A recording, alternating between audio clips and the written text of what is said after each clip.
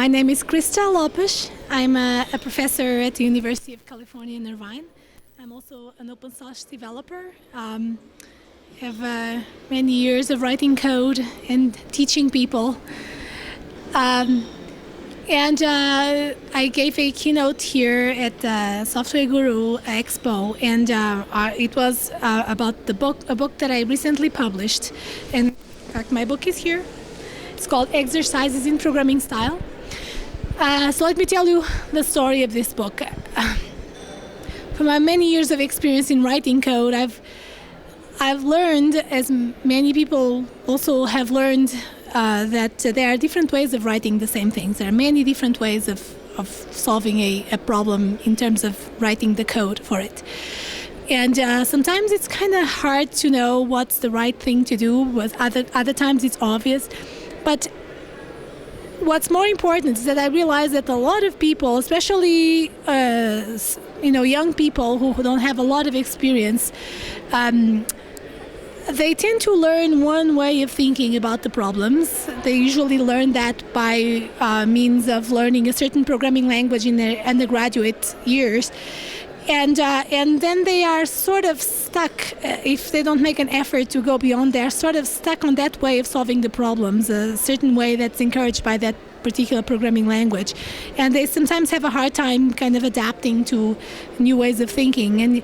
And this is a problem not just in a university context, but I think it's even more of a problem in a industry, in development teams, when you hire people to work in your teams, and that person either does not know the kinds of styles that are used there, or has very strong opinions about certain styles that they learned in college, and it can be a little contentious sometimes to develop code when people are not really aware that there are many different ways of solving the same thing. And so what I did here in my book is a way of training for advanced developers. This is not an introductory book. It requires a certain level of sophistication. But what I did is, I go through one simple computational task, very simple, anybody can do, and I write it in like 33 different ways. So the book has 33 different ways of writing the same thing, and in each one of the chapters, I spell out what are the constraints. And this is the word constraints is actually quite important, because it turns out that a very nice way of describing what's going on is by stating up front what constraints do you have in order to produce the code. So constraints maybe seem like a bad thing. It seems like you're not free to do whatever you want, but in fact, constraints are actually a very good thing, and they serve as a means of communication between the members of the team. So, given specific constraints, you end up with code that looks very different. And when I talk about code, I'm also talking about architecture. Styles occur at different scales. They occur at the micro level of writing the code, but they also occur in the macro level of designing the system.